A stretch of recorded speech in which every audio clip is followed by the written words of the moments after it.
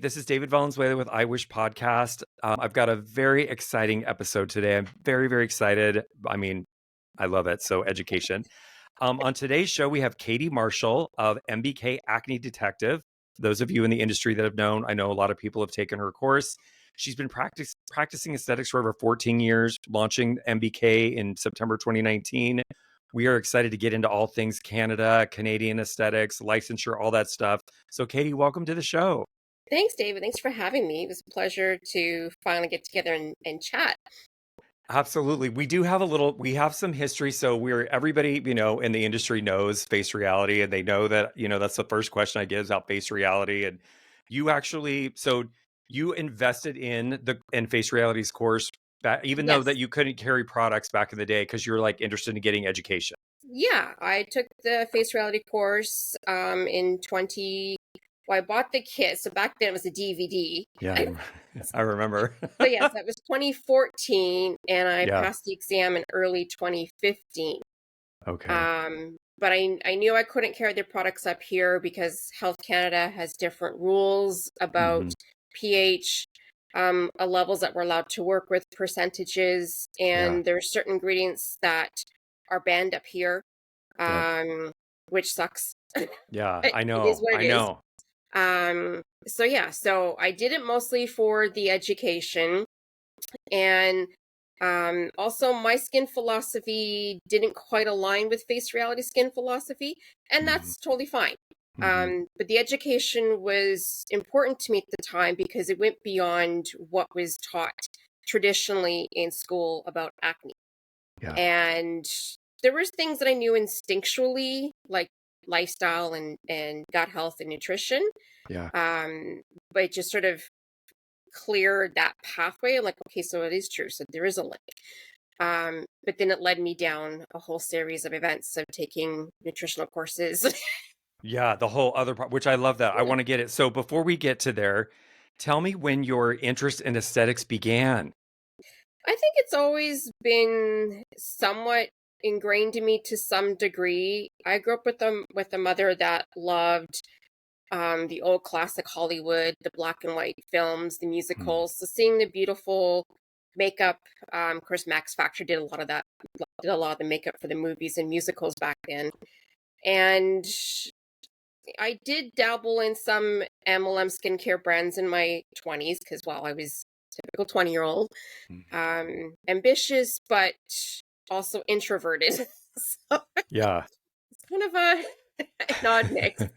Um, but it wasn't until my cousin got into the industry that I saw a little bit more what was involved. I'm like, oh, well, this is interesting. Yeah. But I wasn't quite ready to make a career change. Yeah. There was a lot going on in my personal life at the time, and just like, I'm interested, but not right now. Yeah. And then when I got my work injury, I'm like, all right, then, it's time for a change. Yes. So So I actually started as a nail tech in 2008, and then a year later, went and did my medical aesthetics in 2009 and graduated in 2010. I love it. And everybody had to start. So what is your feeling about doing nails? Did you love it, hate it? I loved it, but I not enough. Like, I wasn't passionate about it. Mhm. Right. I've always Yeah. loved well manicured hands and Mhm. well pedicured feet. Mhm. Um, but I didn't really care for the all day aspect of it all. Yeah. Um, and when I was working in a nail salon, they had an esthetician. Actually, it was a hair salon. But the hairdresser was also a nail tech, so she did more of the acrylics, Mm. and I did more of the gel. Acrylics really hard to master, especially when you're sculpting Mhm. acrylics. And the esthetician, she only worked like 2 days a week, and she was like bankrolling. So Yes. Right. I know. I love it. Well, it's good to have a good example. Can you explain to the listener how one goes about getting their license in Canada and like what the process and the cost and the hours are associated with getting you or you explain it. So, pretty much the bulk of Canada minus the Atlantic provinces, there is no licensure. Here in British Columbia, the Liberal government at the time got rid of licensure. It was 2003, 2002 maybe. I don't understand the reasons why. It's a blessing and a curse. I mean, it's a blessing because I have a little bit more freedom, but it's a curse because, I paid $18,000 for my medical aesthetic certificate.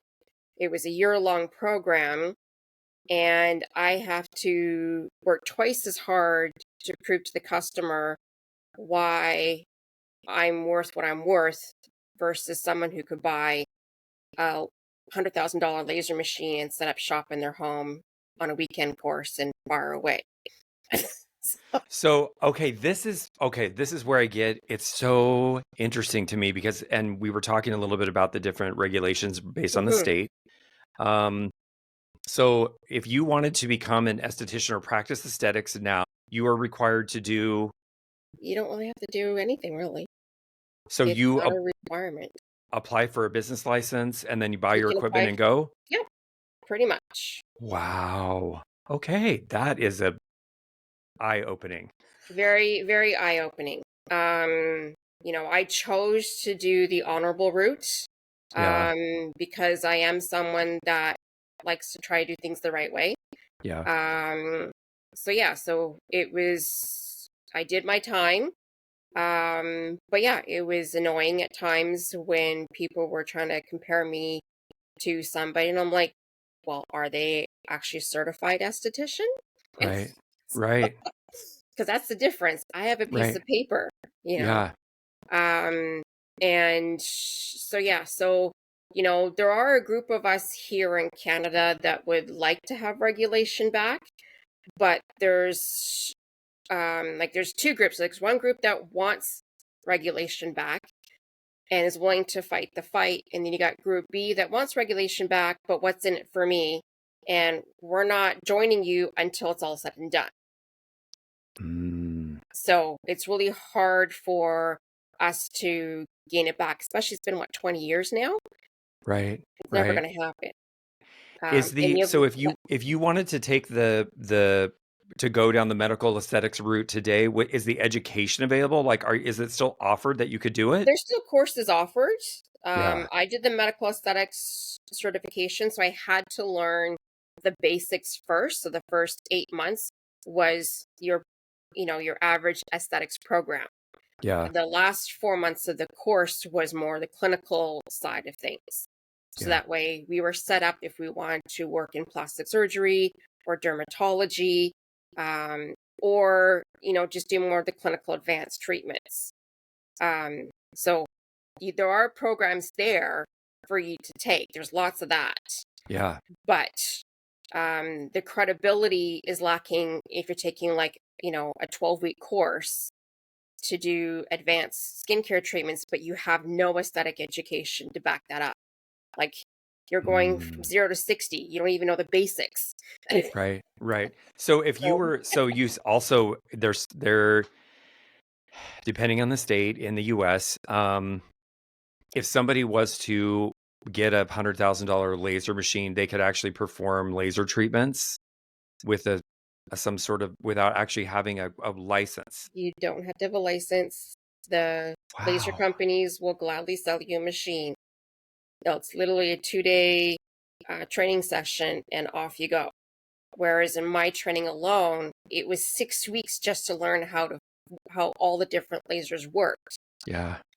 Yeah. and what Fitzpatrick's were ideal, what things to look Hmm. for, um, you know, what happens if you burn a client, like all of this stuff.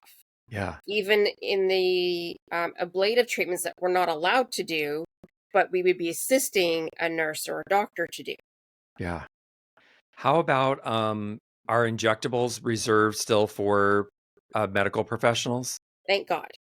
Oh God.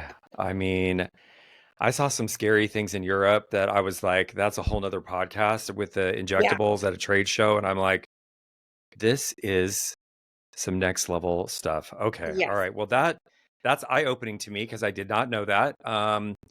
So essentially, anyone that's or let's just say within the last 15, 20 years, if someone is practicing aesthetics, they have actually had to seek out some level of education for themselves Yep. to practice aesthetics, maybe, and they've invested, hopefully, in a reputable program to learn how to do something. Correct. But the laser thing is weird. So I lived in Atlanta in the Southeast for a long time. And Georgia, the way the law was written, said that if the medical, whoever the physician was overseeing, so, and I use the word overseeing lightly because they're not present, they're just signing something and people are paying money for that. Yep. If the doctor felt that the person providing the laser services was adequately trained, that was all that was required for an esthetician to use a laser in the state of Georgia. Okay. Now, most states don't allow estheticians to have anything to do with lasers, period. Yep. It's not an option. So it just shows you that the regulation is It's wow. and what's infuriating from an from a Canadian observing all these issues is like, okay, well, you got people who operate state board, they're not even in the industry, Right. and they shouldn't Right. be allowed to dictate what happens in our industry because they've never spent a day in school, let alone in the shop to actually work. Right. Right. So is the same thing apply for so hairdressers, for cosmetology? Is there still programs for hairdressers to go to There's still school? there's still programs for that. Um, there is still what we call here is a red seal certification. So if you want to have what I like to call the hoity-toity title, um, you can be a red sealed hairdresser. So kind of like a red seal chef, a red seal electrician, right? So that's the thing, with the beauty industry, we are a skilled trade, but we don't get treated to the same degree as a mechanic, a chef, an electrician, a Hmm. plumber. We're treated like garbage. That's so, I mean, and I know every country has their own, we all have our own, as we're getting ready to go through political, we're in our election Yep. cycle year. Here come the commercials. Like, I get it. It gets to be a little bit heated, but I didn't know that. So this is, I always, every time we do a podcast, I learn something new. But all right. So let's talk about when you graduated from school, what was your path? Did you go straight? So this is also another hotbed topic Yeah. in the groups and new estheticians. And what did you do after you graduate? What was what was the next steps after graduation? Well, our economy was still a little bit iffy. I mean, 2008, the stock market crashed and it mostly affected you guys because Yeah. of all the mortgage issues. Yeah. And, you know, the the thing about us being neighbors is that whatever goes on in either country gradually affects the other country to some degree. Yeah. You guys being a much larger population, we tend to feel a little bit more of an impact up here in Canada. Yeah. So, jobs were available but very scarce. And because I was in my 30s and I had life experience, I had 17 years of customer service management in retail and restaurant industry. But because I had life experience, it made me unemployable because they felt they couldn't mold me. So the younger graduates were getting hired far faster than the older graduates were getting hired, Mhm. which is unfortunate. Yeah. But it is what it is. The industry is a bit fickle. And plus the commute time, because I live more in the suburb area, I didn't want to spend 2 hours a day commuting to and from a job after working 8, 10 hours. Right. Right. And so, my only option, and there wasn't jobs locally to me. So the only option was to go solo, which I Mhm. rarely recommend anybody to do Yeah. for a variety of reasons. Yeah. My husband was not on board with it. My family was not on board with it, and certainly my cousin, who worked at a local ritzy spa here in Vancouver, she was completely against it. And they all had valid points. And I said, look, yes, I'm very new as an esthetician, but I have 17 years of experience that are transferable skills. I Mhm. know how to read a P&L. I know how to keep books. I know how to stay organized. I know how to be excellent customer service. I know how to sell. Mhm. So there's a lot of things I still have to learn, and that will happen. But I don't my options are limited. I have a student loan to pay off, and working part-time at a spa that's 2 hours away is not feasible. Mm-mm. No, not sustainable. No, for sure. No. And so my husband, who is not a risk taker unless he's playing the stock market, he's like, okay, I believe in your conviction. You have some very valid points. I will pay your rent for the first 6 months. After that, you're on your own. And I Mhm. said, deal.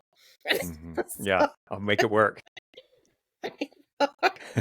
Because there are times, when I'm challenged, I'll grab it, right? So, Mhm. and that's kind of what started off was that, I found a very reasonable room rental. It was literally a closet. I had just the bare minimum uh, to do at least a couple of facials for everybody. So like Yeah, hydrating, calming. yeah. And because I was a nail tech, I had some supplies. Like, you know what? I can still do manicures and pedicures because up here in Canada, that's part of our aesthetics training is manicures and pedicures. Mhm. So here in Canada, as an esthetician, pedicures and waxing is our bread and butter. Mm, So interesting. because I was renting from another hair salon as a medical esthetician, I couldn't do waxing because the salon owner was also an esthetician and that was her bread and butter. I'm like, that's fine. I don't really care for waxing. So if you want to do all the waxing clients, that's fine. Yeah, That's not my focus. yeah, And she did more of the traditional European type facials, whereas I was my passion was more clinical. yeah, So she didn't mind me doing those treatments, but waxing was like a no. yeah, yeah, So yeah, and she didn't really care to do pedicures and manicures, so she was happy that I was willing, right? So it was a great relationship because I did things that she didn't want to do and vice versa. yeah. So yeah, so the first year I did, I would say about 50% of it was manicures and pedicures, the other 50 was clinical treatments. And then I moved out closer to home and in a bigger space, and then got rid of pedicures because I'm like, I'm tired. It's a lot of, well, so it's again, learning. We learn all the it's good information because the in aesthetics programs in the US don't require the nails. Yeah. It's only part of the full cosmetology license. So we it's very rare that we get a hairdresser that go it does happen. I have a couple that have gone we did the full cosmetology and then decided I want to do skin, but they Hmm. are trained on how to do nails, obviously, Yeah. manicure, pedicure, not just hair, and they also learn aesthetics as part of their depending on the state 1200 plus hour program. Yeah. That's interesting. So you actually okay, so are you renting a space at this point? So your husband's paying your rent for the first 6 months and said, For "Okay, the here you first go." 6 months, yeah. But the rent was very cheap. It was only $350 a month back then. Wow, wow, So wow. this is 2010. Yeah, Because it was literally just a really tiny closet. So I was there for a year, and I did very well. I was very proud of myself. Groupon and a few other deal companies were just coming out on the market. yes. And I'm Yeah, like, oh, I don't know how I feel about this, but I'm new. I'll try a couple. So I did well, but I really hated doing the Groupons and all stuff. So I know for a lot of colleagues, you know, it changed their business forever. Yes, yeah, I was busy, but it was way more work trying to work with Groupon clients than it was meeting someone that just walked in off the street or was a yes, referral from a client. yes. So I'm just like, been there, done that, not doing it again. So, You know what? This is a big so Groupon gets also to be a hot topic, right? So depending on I had her name is Kirsten Belkin. She was on the podcast we just dropped on Friday. When she opened her business, she did the Groupon route, and she still has clients with her, 10 plus years later that were from some of those initial Groupon people. Yeah, I have about 3 or 4 left. So yeah. So it is possible to have that. So I also had the experience up in the Northeast in Boston, where Groupon put one of our Dermalogica customers straight out of business. Not sustainable, too much margin going Yeah. away, right? So there's got to be I say one size fits one. But the model of actually, I think, again, depending on where you are, if you're in a big a big city where people are just wanting a deal on Groupon and they're going to bounce from location to location to location to location because of that deal, it doesn't necessarily set you up for future No, success. no. Versus Kirsten she's in rural Iowa, very, very small town, I think 20 some thousand people, so relatively smallish. And it worked for her in that environment. So it's not easy for us to say, yes, Groupon works for everybody. And, the Yeah. company's like, yeah, great. It's like, it actually, you got to look at your business for your market and decide if that's going to be a good decision Yeah. for No, you. it's, being living in the rural suburban outskirts of Vancouver, you know, it worked okay. Mm-hmm. But yeah, if I was in Vancouver, more like the downtown area, I wouldn't touch Groupon with 10-foot pole. Right.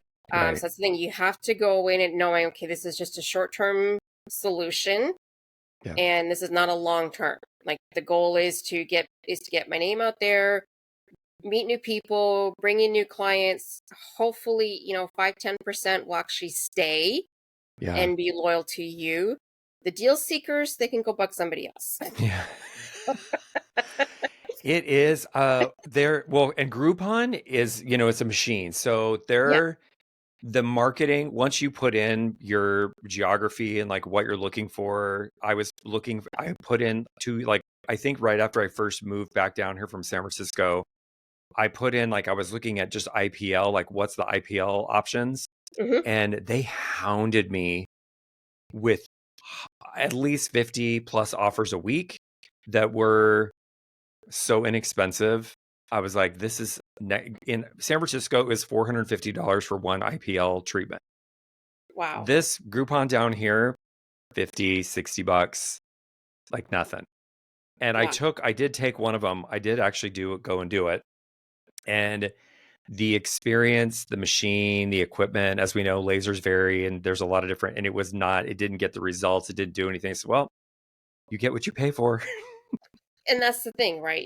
As a consumer, I'm all about a deal, but I'm also one of those savvy consumers that really will spend the money on Mm-hmm. quality as well, Yeah. right? So, Yes. it's one of those things that, will I get, would I buy a Groupon for a pedicure? Probably. Would I buy a Groupon for a laser? Hell no. No, no, right? And no, well, that's your educated knowing the difference. It's just, I just don't feel comfortable going to a place that's going to offer like a stupidly cheap deal on a laser treatment. Because I know how much that machine costs. I know how much it costs to Right. operate that damn machine, right? Yes. Right. Right. That's the other. So Kirsten that was on last week, she is also a nurse. She went back to nursing school so she could provide injectables. And she was talking about and I know all these equipment companies, and I don't mean to throw shade, but there's more modalities on the market now than have ever been. And I was shocked. I went to the Vegas aesthetic show in June of last year, and I was like, what just happened? Where did all these modalities come from? Like every booth had some sort of modality, but so we were talking through because we have a lot of new estheticians who are like, well, I want to be able to provide medical spa services. And the word medical gets tossed around in a myriad of ways in aesthetics, especially in the US. And the California State Board of Cosmetology, Dee Dee, she owns a school in San Francisco. She was sitting on the board. She said to me, David, you need to tell your girls that medical and aesthetics should not be used in the same sentence. Don't put it on their business cards. Don't put it on the building. It needs to be Yeah. completely separate because it's such a liability, specifically in California, Yes. because we don't have a technical medical aesthetics licensure in California. Yeah. It doesn't exist. So Doesn't exist. we Yeah. have estheticians that call themselves paramedical estheticians. They took some course. They're like, I'm a paramedical. I was like, oh my gosh, okay, your insurance. You It's a have to go by liability what's on issue. your license. See, Right. I can call myself a medical esthetician because I have a certificate that says I'm a medical Yeah, well, and you were esthetician. properly trained. So the other thing that we were talking through, and it was an education for me and for the listeners, was the med spa. So the quote unquote med spa, which sounds like it's different in Canada if anybody can buy a laser, but not do injectables. The med spa aspect of aesthetics in the United States, the price point has come down so low for units of Botox, Restylane, Juvederm, whatever kind of filler is happening, that and Kirsten, she's so funny, but she was talking about how the medical community was low key coming into the aesthetics community in the US to provide facials, sell retail, all of the things, because that's where the profitability lives. Mhm. And we walked through the cost of actually buying Botox, Dysport, whatever, and having it delivered on dry ice. There's a specific time you have to use a vial when you open it, right? It doesn't just have an unlimited shelf life. And that there was actually such a tiny little margin in that is the gateway for med spas to get you to do other treatments or services in their establishments, because they're not having the profitability is so low. And I was like, ooh, this is good. So then we were like, okay, well, let's talk about the equipment. So now lasers, cool sculpting being one of them, where you have to buy consumables. Yeah. So even you've made this investment in this equipment, whether you're leasing it or you purchase it, you still have to buy, they have these little cards, and the company knows all across wherever when a treatment's being provided, the patient information, Yeah. how much did they, it's unreal, the data that they have in real time. But it is not I pay for it, I own it, and I can continue to provide these services. I have to continue to spend money to continue to provide that service in my practice. I was like, okay, well, this is just leading us straight back down to aesthetics and traditional treatments and retail in your establishment is where your profitability is. And the noise of all the medical, the med spa thing, there actually is a saturation point happening in the US. Yeah. I love it. So, Katie, so we're obviously sitting in a space where we have similar history with acne, with our friends at FR. Where did your interest in acne, specializing in acne, where did that come to be with how many years were you practicing before you're like, this is something's going on here? Well, it was because I was what?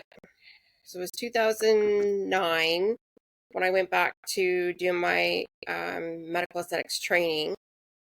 So about halfway through that, I decided to get off birth control because I was like getting older, and after you're 35, you're considered a geriatric mother. Yeah. Same in the US, yes. Right. And then, so it's like, hey, well, I could get pregnant right away, but it could take 2 years for me to get pregnant too, because I've been on birth control for so long. Yeah. Now, what I know now about birth control, even as a nutritionist, I wish I never went on it, but that's a whole nother podcast. Yeah, right, right. No, I know. It's a big deal. It's a big deal. So I knew that when I got off birth control that I was going to go through what us nutritionists call a detox phase. Your body's like, hallelujah, I can function again. But it's got Yes. to get rid of all the synthetic drugs. And I had like 10 years of synthetic drugs built up. So yeah, I didn't have your typical acne in my teen years because I was already on birth control.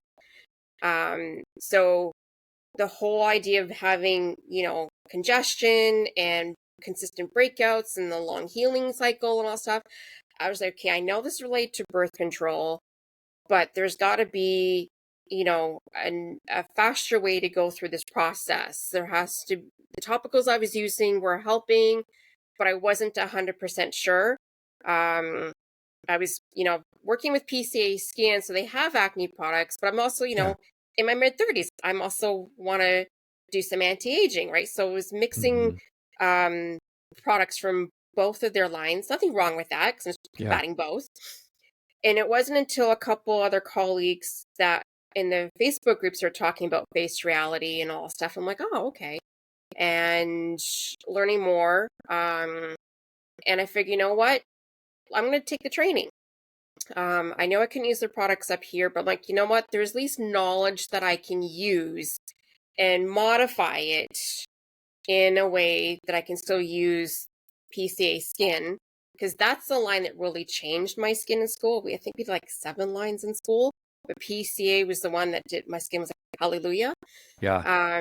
So I had made some minor tweaks in my regimen, and I cleaned up my diet a little bit more. Because I've always had gut health issues, but it was mostly related to food sensitivities, and I'm an anxious person. So, I have to, when I get anxious, I have to like, okay, breathe.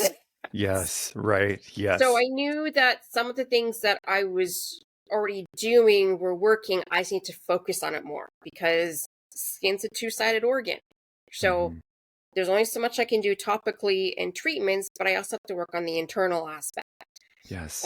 So Face Reality sort of was a launching pad to dig into more of the gut health, dig in more into the nutrition aspect.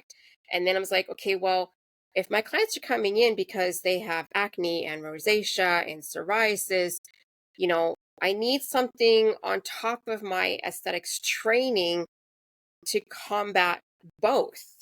Yeah. And so I went down the nutrition route Yes. and started taking more Huge. nutrition classes, and then went through the certification process during COVID, and taking more advanced nutrition, because the two go together beautifully.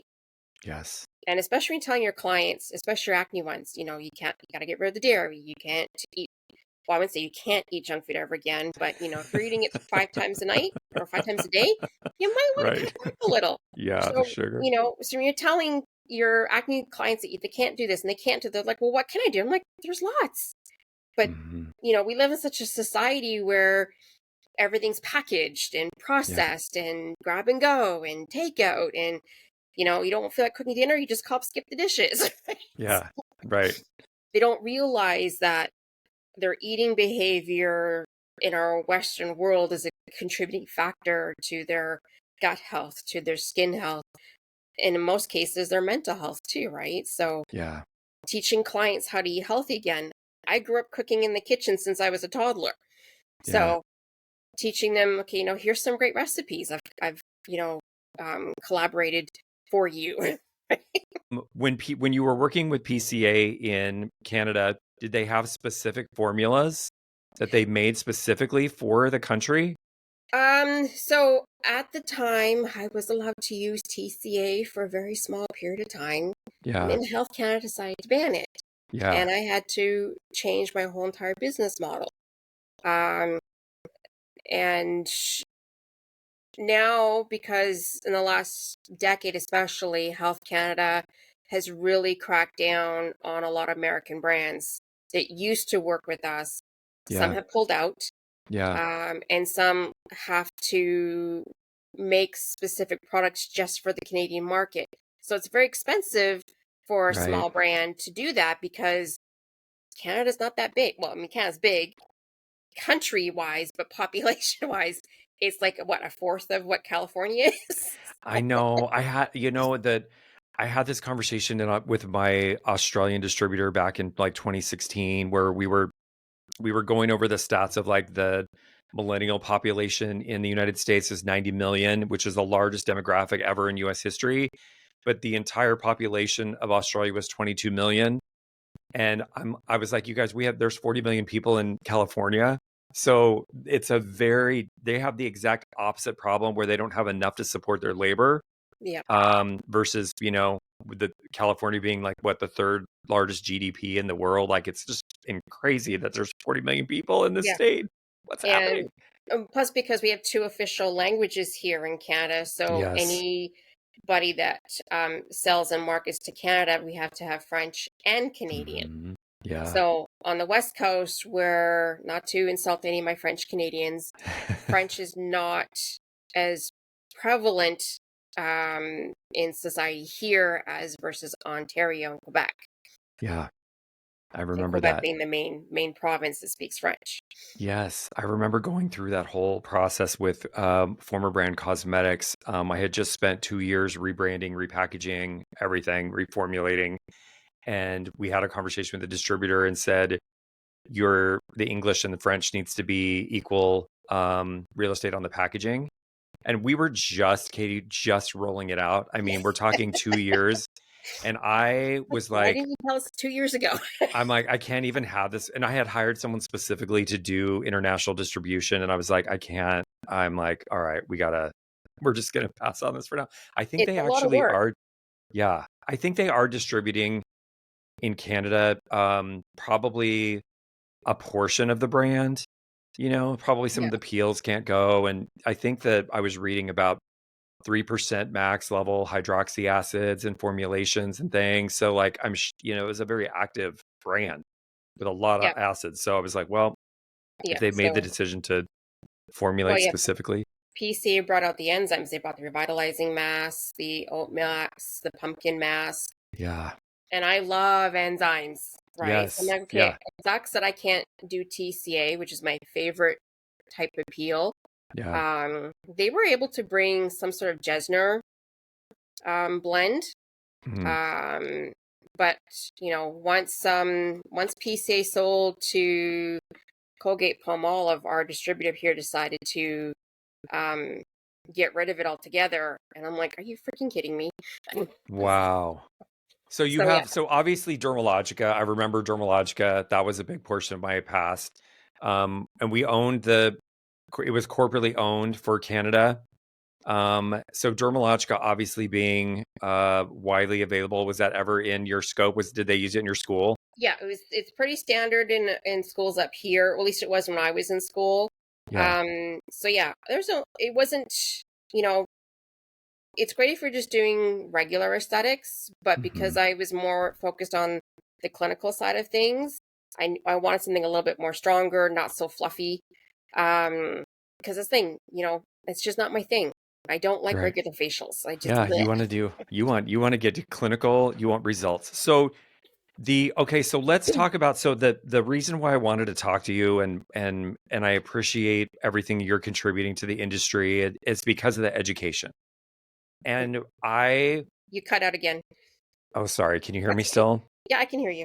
Okay, so sometimes we have a little moment where Wi-Fi, it's actually raining. I mean, who knows what's happening? The education in our industry, and I shout it from the mountaintops, the difference between good and great, and what consumers are looking for 2024 now moving beyond, is mastery. There's so much accessibility to information on the internet, whether you're TikTok, YouTube, Instagram, Facebook, whatever. Yeah. So much information. So how are you going to set yourself apart from information that people can find in a Google search versus what you can provide professionally?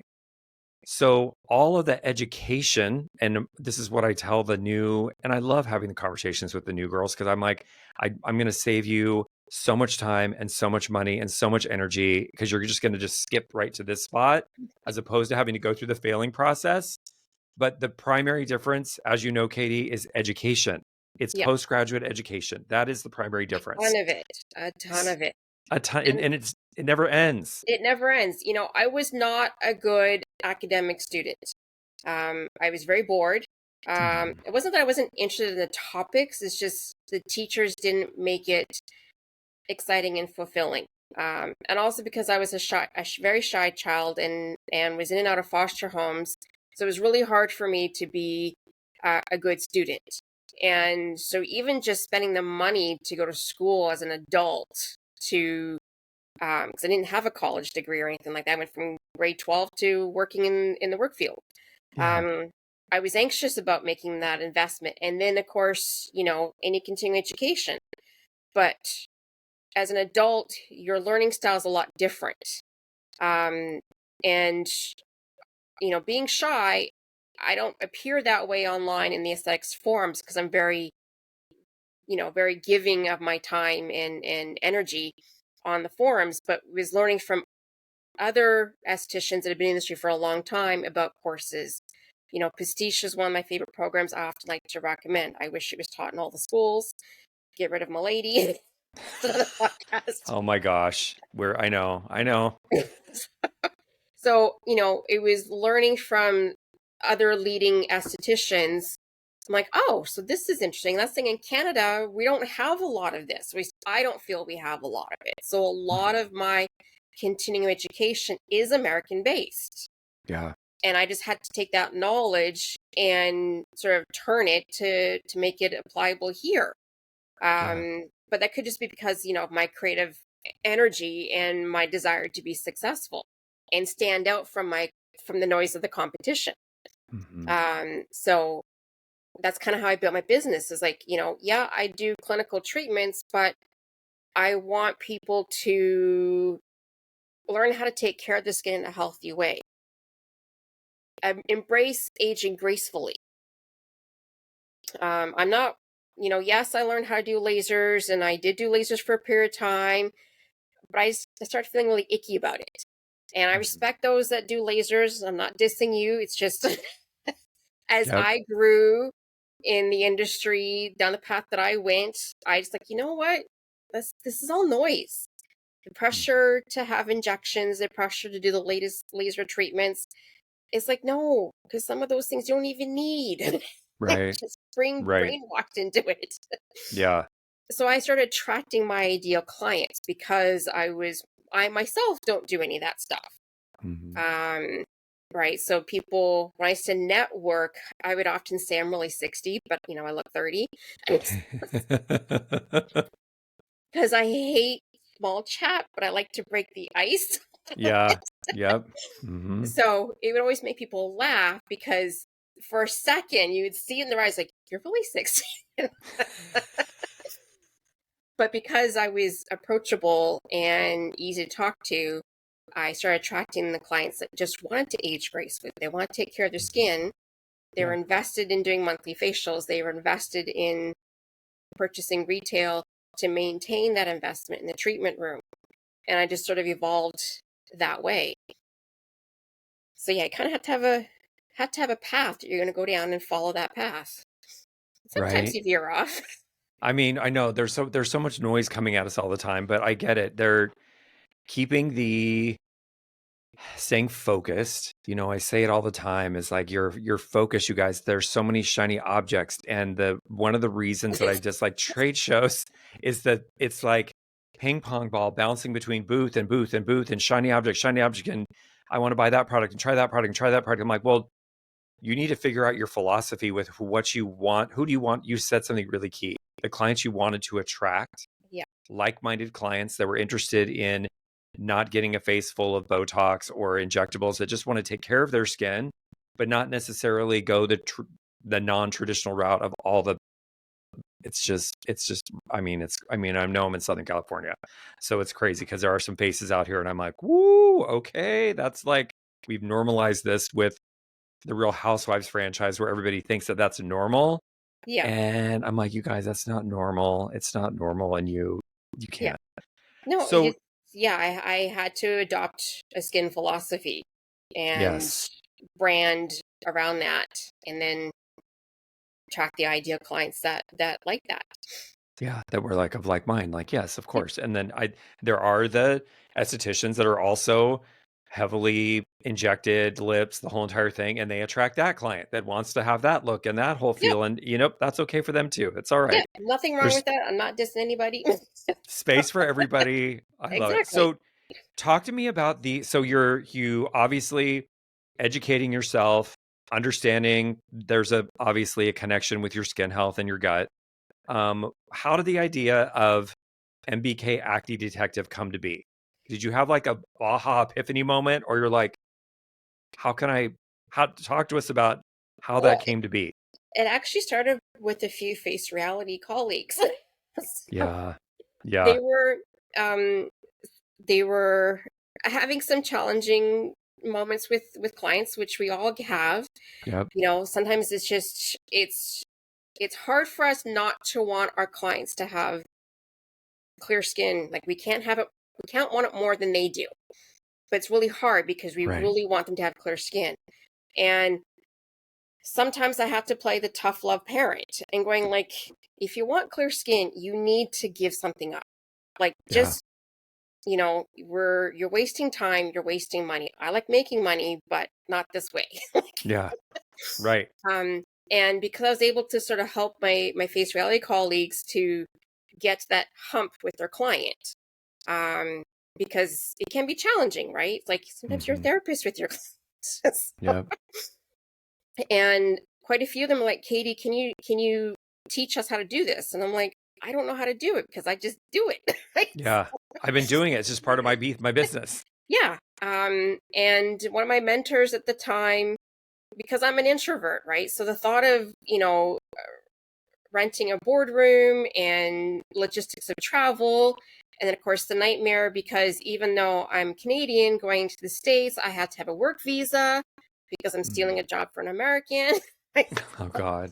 There's Yeah. all this stuff, and I'm like, I don't know if I could do this. I'm such a sensitive with chaos.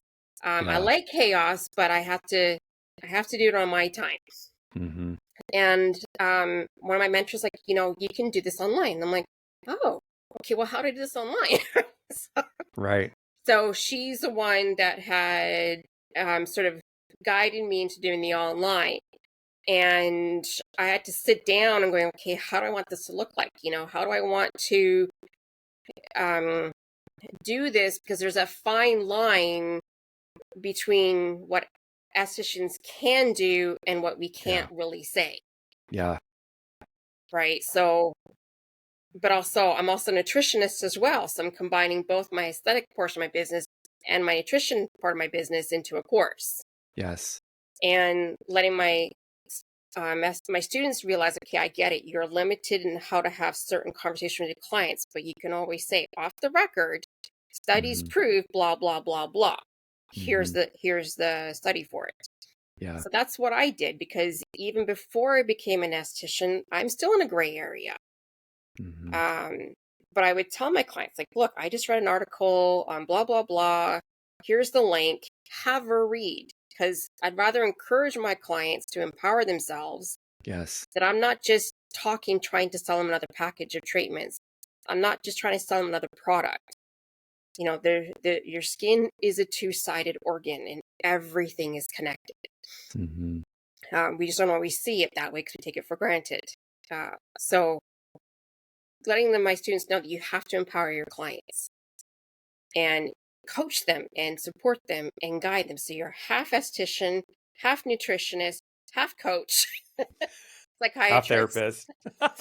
right? Like I've told my clients a few times that have done a huge energy dump at their facial session because Mm-hmm. of catastrophe at work or fight with their spouse, and going, okay, so your facial is free and your therapy session is $125.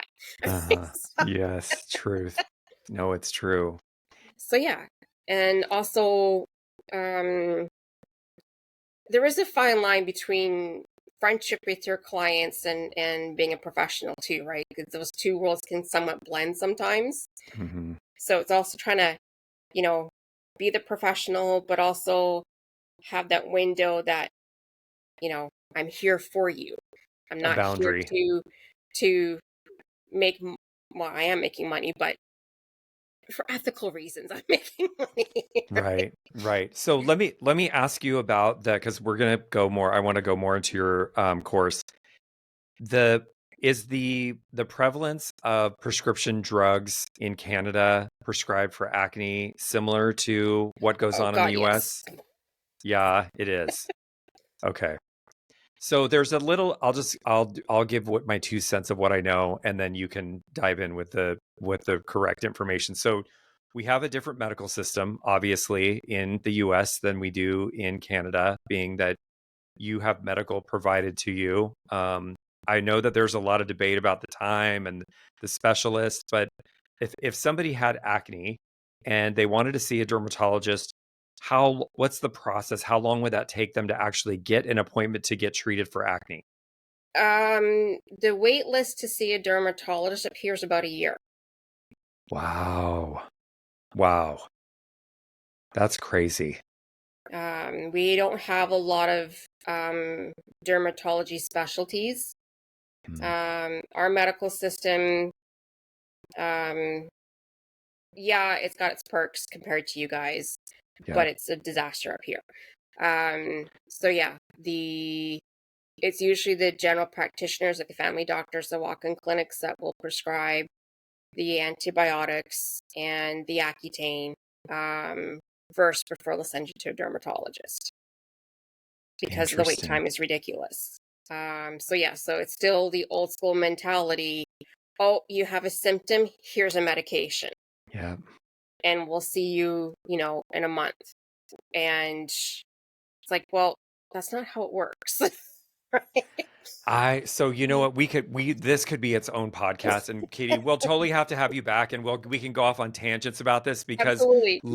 Lipitor is the number one drug prescribed in the United States, right? Hmm. And I've had, when we were I think building the Ozempic's Wish number course, one right now. and you know what, I have some people that are in the Wish camp that are actually taking it.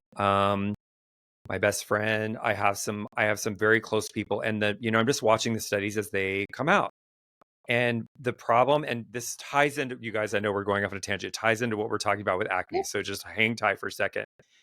When you throw a therapeutic at an individual that is already unhealthy and expect 100% miraculous outcome, it's not the case. So the challenge that I have with traditional medicine is we generally throw very similar therapeutics at similar symptoms, but we don't ever treat. I love my functional medicine doctor friends because they're root cause doctors, and my naturopathic doctors, which is a whole other thing with licensure and yeah, different states are not recognized, but they're actually treating the patient, their client, as, let's talk about the root cause of why you're having this issue versus I'm just going to give you Lipitor because you have high cholesterol and you can continue to go to McDonald's and eat this food and just exactly. lip. Yeah, And I'm sure Canada being close by, the diet, this is similar mentality. So yeah, it's a very similar mentality. the thing that you know who Douglas Preston is? Yes. Okay, so Doug was I just recorded with him. Oh my gosh, what is today? Monday? On Friday. And be treating acne for a long time, having his extraction tool. He said, you know what, David, what I realize about clients is that, and this is his opinion, and I was like, all right, I can agree to some point. He's like, you get about a 50% adoption rate with what you actually convey to your client. These are the products you're going to use. 50% of the time they're going to use them. I'm like, well, I don't know. I mean, I've seen some higher adoption, but the I was asking specifically about nutrition. How much nutritional guides did you give your clients? Like, what was that conversation like? And he said that it was about a receptivity. It was how receptive was the client open to hearing that level of information, Yeah. lowering dairy intake, lowering sugar intake, and not every client was going to be on board with it. They didn't want to change their diet. So I was like, oh, you bring up a really good point, because it doesn't mean that you still can't provide a service, and you will improve their skin to a certain level. It would get a lot better if they were going to implement some dietary Yep. guidance. But I have aha moments all the time with this. And I thought, you know what?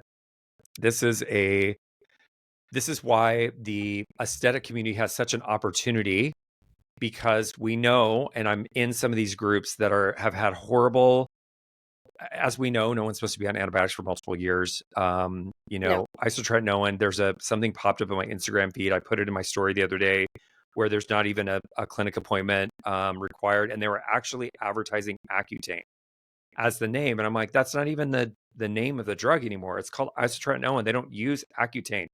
This ad specifically had Accutane. No dermatologist visit required. It's like a virtual appointment. And I was like shocked, right? I'm shocked, because seeing the other side of that, I was like, It's the ethics, right? This is where the greed mentality comes in and it infuriates me. Um, yeah. And I'm all for making money, but there's an ethical way of doing it and an Mhm. unethical way. And my mom would haunt me if I was doing anything unethical. And Yeah. it's Yeah. No, it's crazy. true. It's true. Well, and we should be able to have commerce, and it can be, there's an acceptable way to do it. And I understand, whenever we follow the money, and we could go off on another tangent about drugs, but the education, the population is not educated to even think about, we have less than 10% of the population in the US that actually seeks out an esthetician. Yeah. Most of the population doesn't even know what an esthetician is. No. So there's so much opportunity in our industry to even educate a client, a mother.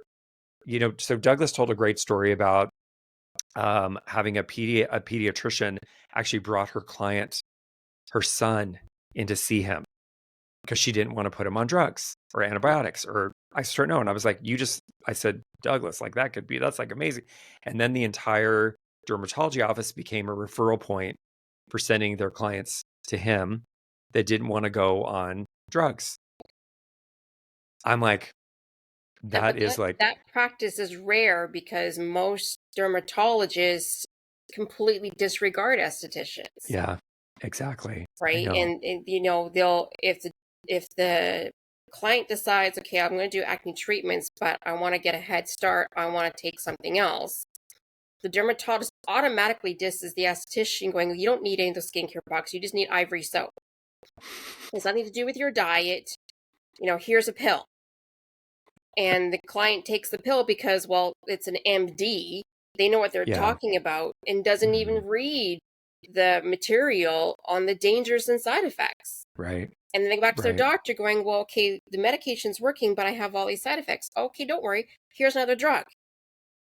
Right. So, not to disrespect medical doctors, but the whole mentality of Western medicine is keeping people sick. Yeah.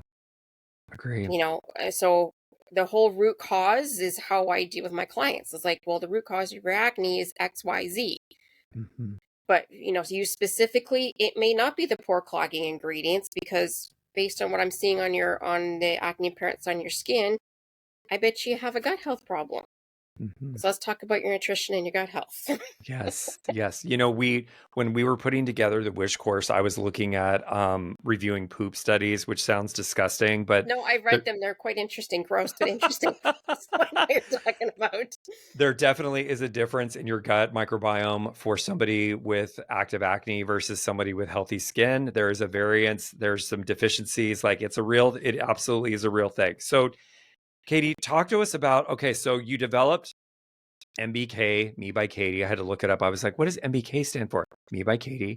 When you developed this course, you were basically filling in the gaps. So you don't learn nutrition in aesthetic school. You're not learning, there's no aspect of it. You're going to, so for those that are listening, this is again about my stoop about postgraduate education. You're not going to learn this unless you are a nutritionist or you've sought out nutrition education. So you saw the deficiency here because people with face reality are having these clients that they can't get clear. Yeah. That's a whole nother podcast too. Um, and they're having some issues and you're like, all right, let me help you out with my nutrition background with what's worked for me and my clients. Is that how the course sort of started coming to Pretty much be? how it did it was just because I had already put the two and two together. We're not dissing face reality products at all, or any product for that matter. It's just that there's only so much topically that you can do for the skin. You really have to address the internal aspects Yeah. of what's going on. Yes. And your gut health is the dictator of everything. You know, Hmm. Hippocrates, one of his famous quotes is, food is thy medicine, medicine's thy food. And his other famous quote was, all diseases begin in the gut. And Yes. acne is classified as a disease. Yeah. Yeah. So you have to address the gut. And 70 to 80% of your immune system sits in your gut. Hmm. So, you The know, connection is it's actually mind-boggling for anyone that is interested in, of course, educating themselves. You know, we're going to talk about where you can find Katie and all that fun stuff. But the the just even having an awareness now about mental health and understanding mhm, the gut health connection around your feeling of well-being, depression. There's so many attributes, and it when you think about it, when you stand back and just look at it, it sounds like it makes perfect sense. Like it makes perfect sense.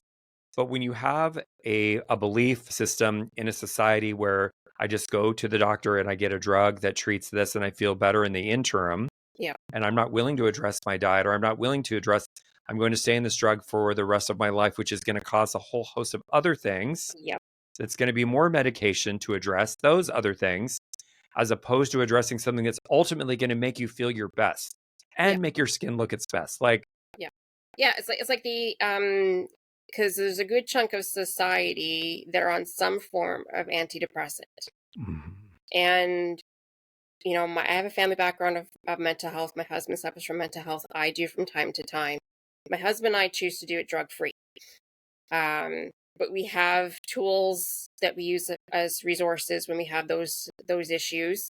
Diet is a huge one. So when I have a client that comes to me that is on antidepressant, I always ask them, like, not here to judge, because it's not my place, or discredit you for being on it. My goal is, did your acne start before the antidepressant or after the antidepressant? Because chances are, if the acne was especially before the antidepressant, there was already deficiencies going on and gut health issues going on, which led to the antidepressant medication, which either caused or exacerbated existing acne. Yeah. So sometimes when you lay out the timeline with clients, they're like, oh, They're like, that's actually when, you know what, even simple things. So the antidepressants, which again, you know, you look at statistics for, and I know there's population things and there's mhm, economic, socioeconomic issues, but yep, when you look at the actual prescriptions of what gets prescribed in the US versus the rest of the world, it's a whole nother thing. I mean, just even looking at vitamin D deficiency, when you go like up into the northern Canada. parts of the sun is not and I'm like, you guys, it's just but Katie, so this is why I love what you're doing and I love your program and what you're putting out, because you are making an awareness to an esthetician that's providing a service to somebody it's actually setting the aesthetic professional above and beyond how to make themselves a master at their craft. Even though they're not a nutritionist per se, it doesn't mean they can't be educated in things that are going to be healthy options for their clients, or give them guidance to go research something, or look at this, or this has worked for my other clients. You know, they're not giving, we can't tell people what they can or cannot do, obviously, in this No, aesthetic community, but this all happens through education. totally. So you've assembled a lot of information over the years, and you're constantly updating your information and putting new information in, because there is new information that's coming out. This is the other thing that people need to understand. It's not static. Yeah. Our learning is not static, and it is not, you know, I Wish's formula, we talk about topical microbiome health and understanding, you know, really since 2014 is really when the microbiome started to even become sort of an awareness of what that actually means. And the studies are changing. There's the collection methods of the different bacteria on the skin. It's evolving. And if we just set, this is it and that's going to be it forever, no, we got to Yeah. continually educate yourself.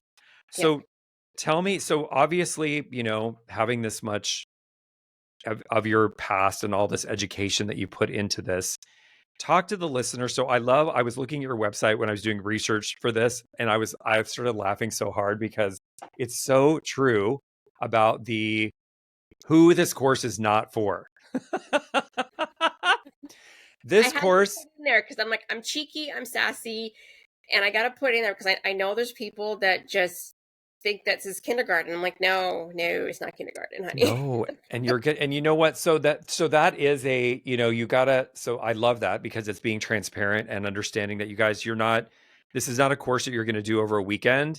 What is your time frame, Katie, that you tell your clients about how long it's going to take them to go through the course? So on the sales page, I put 12 weeks because people want a timeline, and I'm like, well, I don't want to overpromise and underdeliver, or underdeliver and overpromise. Yeah. Right. So I figure, you know what? Technically, they could do, because it's 12 modules, they could do one module a week. So Yeah. some modules that are a little bit more um, content heavy. So that may Mhm. take them a little bit longer to go through that module. But then they make up for the other modules that are not as content heavy, because the first three modules aren't really content heavy. Right. Just to get them into the mode of like, yes. Hmm. So but yeah, I have some students that take a lot longer. Because I'm solo practitioner. So when I built this course originally, I didn't want a timeline. I didn't want to give you 30 days to complete it, 90 days to complete it, or a year to complete it, because Yeah. life is hard. You're running a Yeah. business, you're a parent, you're a spouse, you're a best friend, you're a social creature, right? So I didn't want to put an official timeline, but for those that are eager and ambitious, you could complete it in 12 weeks. Yes. And But it's obvious, it's digital. So you can log yeah, in at two you can o'clock in the log morning in. if you're awake and you can't sleep and you want to read something about some gut health. Yeah, exactly, right? So, yeah, so you could complete it in 12 weeks. If it takes you a year, it takes you a year, Yeah. Well, right? So there's that's one of the things that I thought was really impactful was that there's no timeline on it and you're continually updating it. So there's something to go back and learn something else, or you're putting a new article or new information, like uploading it. That's yeah, actually really, really impactful. and I don't charge Because extra for that. which is huge. I know. Well, you know what? It is part of that's your giving back to the industry. Yeah, And you guys, learning never ends. It never ends. no, I'm knee deep in, so I formulated a lot of products over the years, Katie, for previous brands. And I've been with bench chemists and contract manufacturing. And I decided I wanted to become a formal cosmetic chemist. And that is my learning, to be knee deep in that. And, obviously we're focused on skin, but understanding, we're learning how to formulate hair color and stuff. Like, I'm probably not ever going to formulate hair color, but that's part of the learning that's cosmetic chemistry, yeah, right? So, and I just feel, for me personally, I feel smarter when I'm just learning in my day-to-day life. If I'm actively engaged in learning something, it makes, I don't know, it sounds crazy, but I feel smarter in my just day-to-day life. It's keeping my brain activated. absolutely. We had a life coach for a week in my aesthetic school. And one of the things that he had said that's still in my head today was, you don't know what you don't know. So I've never claimed that I know everything, Yeah. and but I'm eager to learn. Even in my early days when, yeah, I was very green. If I didn't know an answer to a question that a client asked me, like, you know what? That's a very good question. Let me get back to you later on tonight or tomorrow with an email, Yes. Let right? me go do And some there, research for you. yeah, and there are times where, my head is just full of noise, and I'm like, I know the answer, but I just can't get it out. Right. So Right. let me get back to you. And my clients loved that because I wasn't just spewing gospel, um, or any brainwashed language from XYZ brand. Um, Yes. I supported the brands that I worked with, but there were sometimes I'm like, So, Well, as you become more educated, and you know this because you've been in it and you see what's happening in aesthetics, and there is and social media has exacerbated this. So I've been in the industry since 95. So I've watched, before we had laptops, cell phones, all this stuff, right? We didn't have any promotional stuff. Social media has exacerbated the follower mentality in our industry. And I'm like, yeah, I'm like, you guys, your business, where you live, your overhead, your client base, the type of water you have, the level of humidity in your air yeah, has nothing to do with that person with that shiny Instagram account. Stop comparing yourself to her exactly. and where she lives and her business and her personality. And you said a couple things, that are key about your personality too, which, being an introvert, this industry. So as we were here, if you're watching on YouTube, you can see us. Obviously, if you're listening, you can see us on YouTube. We appear extroverted because we know what we're talking about and we're confident. Yeah, But when you take that test, Katie, I am also an introvert. I like to be alone. I like quiet time. That's how I recharge myself. I would yeah, rather actually not be at the party at 2 o'clock in the morning. I would actually rather be reading a book at home with my furry kids, my dogs. So yeah. I have 3 cats, so yeah, it's me, a hubby, 3 cats, and Netflix. well, and that, and you know what, and it's okay. So what I don't want is or what I try to dissuade people from getting is through the perception of, I need to be just like her because she has what appears to be a successful business on social media. And I'm like, first of all, social media is fake. So just calm down, everybody. Most Yeah. of it is fake, and no one's showing the true moments of when they're crying because they don't have any clients today. And it's Oh just yeah, we all have bad days. we all have bad days, We all and have it's bad okay. days. So, I've nearly lost my business 4 times in my whole entire career. and that the other part about this too, before we go off on another wild tangent, is, as being an entrepreneur, me being an entrepreneur, being independently funded, I did a webinar with Maria, one of our first webinars last summer, and I said to the girls, I said, listen, you need to research your partnerships. You're going to spend a lot of money with these brands and companies, and they're going to train you and educate you and brainwash you and all the things about their brands and how special they are. And reps, that's what reps do. Train them for 20 plus years. I understand it. You need to spend 15 minutes and research the company, who owns it, are their founders still in place, what life stage is it in, and decide if that's going to be a good partnership for you. I've been on both sides of it. I've been on the Yep. pre-Estee Lauder acquisition, the post, the pre-Unilever, the post, the equity firm, the post. Like, I know what those transactions look like and Yep. what that means for a brand and a business. Yep. I was devastated when PCA sold and Yeah. our distributor dropped them. I was devastated.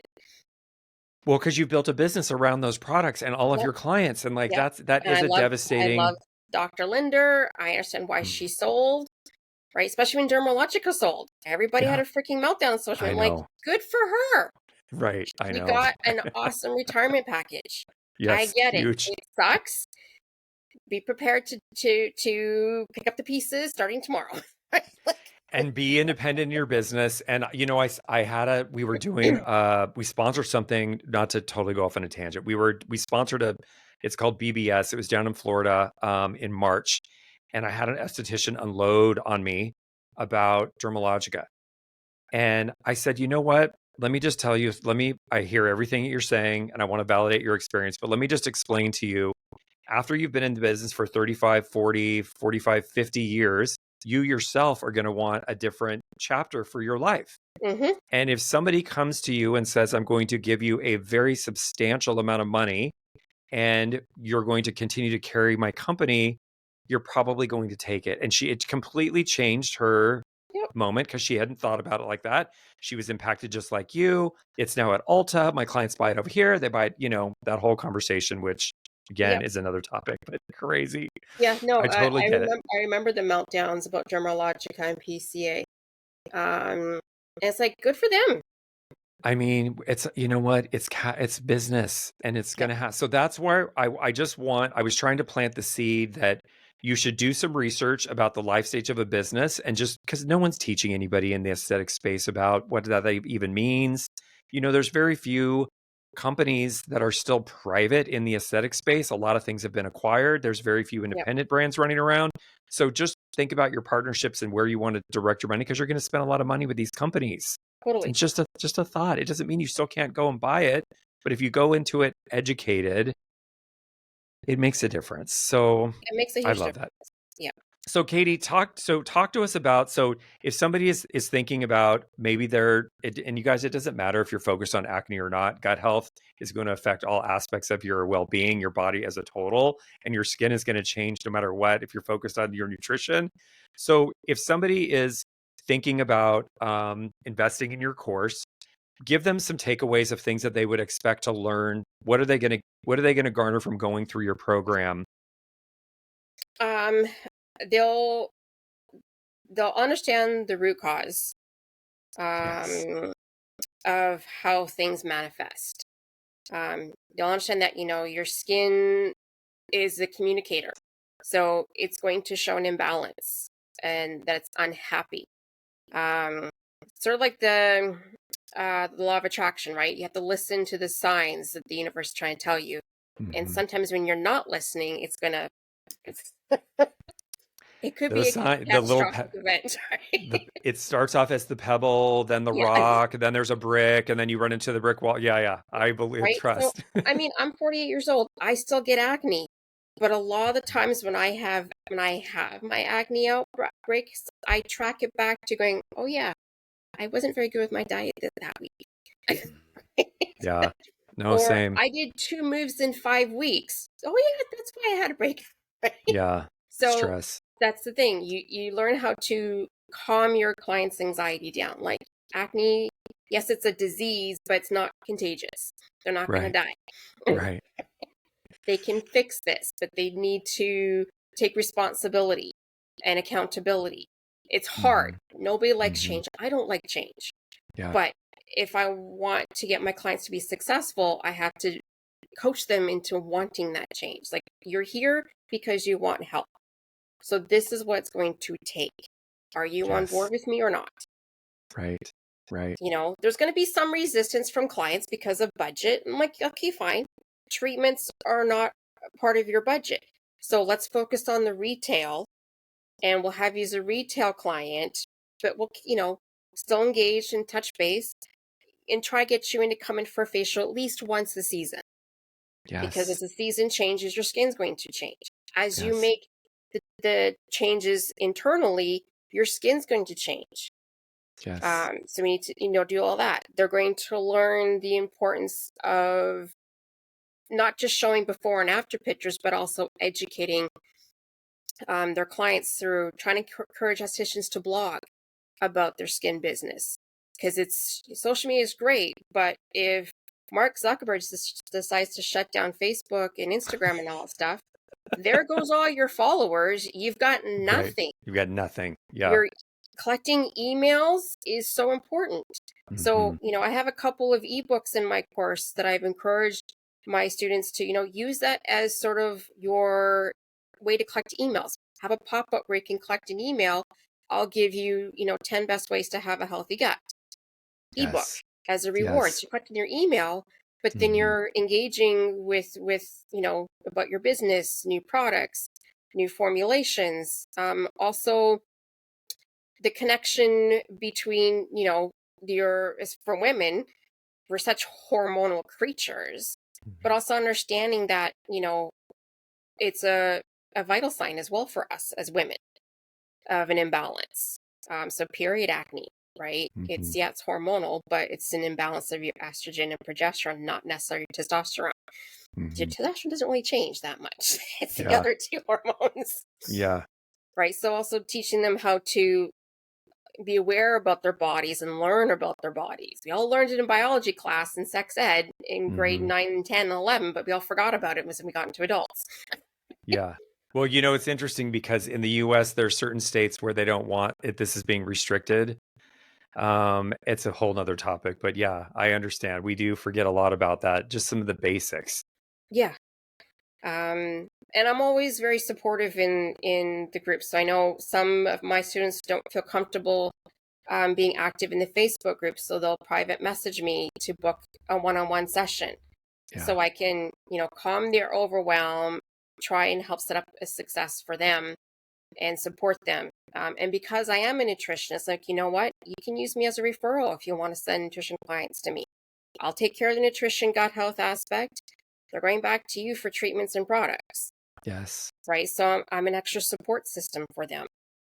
I Yes. don't want to poach clients from them. That's not how I operate. Yeah. But also because my course, I specifically designed it to be brand neutral. Mm-hmm. Acne's not that black and white. Yeah. So, not trying to say that, your products aren't good or face real products aren't good, but there's a lot of self-employed estheticians out there. So adopting a second or third line is not feasible. Mm-hmm. Um, and if I think that with the tools that I provide and the learning that I provide, they can sort of done what I did. I morphed the knowledge into the brands that I was working with, understanding that I might not have, I can't use benzoyl peroxide up here. That's okay. Mm-hmm. Salicylic acid still works. Yep. I just may have to put an extra active serum in their home care plan. That's Yeah. okay. Yep. Right. So I'm teaching them how to morph the learning into their business so Yes. they can be successful, because I want all of us to be successful. Right. Right.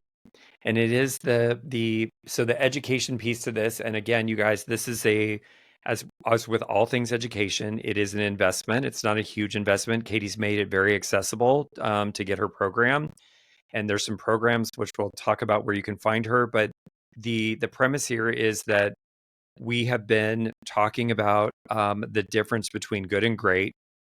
We've also been reinforcing the fact that learning never ends. And it is really the single most important thing you can do for yourself and for your business is to continue your education. So for those of you that are listening that are still in aesthetic school, just graduated from aesthetic school, you're like, have a very, very limited budget. Of course, you got to look at all of those things and figure out what are the basic necessities I need to be able to provide a treatment. But then also continue to look at, I believe the people that I've seen excel in this industry are the ones that are focused.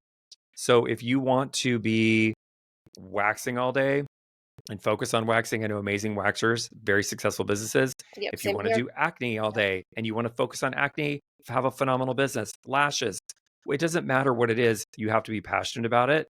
And knowing that acne is multifactorial and there's a lot of education around it to how to treat it effectively, it is not, I say, Katie, all the time, it's one size fits one. It's like Mhm. your fingerprint. It is unique to you. And it is not a one therapeutic that goes out to everybody and everyone's going to get this amazing result. It really does It take is, yep. some knowledge. And that's kind of where I feel like in my previous life, there were some hiccups there, but totally another podcast. So, Katie, tell everybody where they can find you. All right. So my website is mebykatie.com. So you'll see on the upper part of the dashboard, you'll see acne programs. And for the esthetician professionals, there is a course strictly for estheticians. The other one is for my consumers because I also help virtual acne clients as well. So you'll want the one that says for professional estheticians. The pro And version. I have had it on sale for quite some time because COVID has a huge impact on our industry. And I kept it on sale this whole entire time just because, I was once in their shoes. I know it's like being in the beginning of stages, feeling overwhelmed, not sure what direction to go. And investing in education can be a budget cruncher. I've spent tens of thousands of dollars over the years I know, on my right? okay, I had to, okay, if I want this course, it's going to take me 6 months to save up for it. I'll take the Right. smaller courses. Right. I know. So I Yes. kept it at $350 on sale just because I felt it was, affordable for everybody. And there's a lot in there. I am also available in the private Facebook group for my students. I also offer coaching on the side to help them as well, because it can be overwhelming to adopt Yeah. Right. adopt what you learned into your business. Um, so yes, I have it at $350 US. And yeah, it'll be on sale for what? Which is amazing. It's a great price point, you guys. So if Yeah, you are interested, obviously check out mebykatie.com for information. Make sure you're going to the professional tab. So Katie, thank you so much. I appreciate your time. It was thanks for awesome. having me. It was awesome to meet you. And I'm You too. sure our paths are going to cross again because we're, in the acne category. And we will definitely have you back and we'll get I really would kind love of to be going. back. We'll go into the nitty gritty of some of the specifics. Not to go off on a tangent because I know we're just wrapping up, but I would like, and I know that the listeners would enjoy hearing about specific cases that you've dealt with and like specific things that you've done to overcome, certain things. So we'll have you back on a future I would episode love to and come back. I would love it. All right. Well, listen, stay warm. I'm going to try to stay dry today Stay and tuned. have a great afternoon. This episode has been generously sponsored by Wish Skin Health. If you are looking to level up your aesthetic practice with the holistic treatment of acne, we encourage you to visit trywish.com. That's trywish.com. If you have got value from this podcast, we invite you to subscribe on YouTube, like on Apple Podcasts, give us a 5-star review. I get in trouble if I don't say that, you guys. So make sure that you are giving us a thumbs up. If you've got questions for a future webinar or a future podcast, please put down in the comments on whatever platform you are listening to.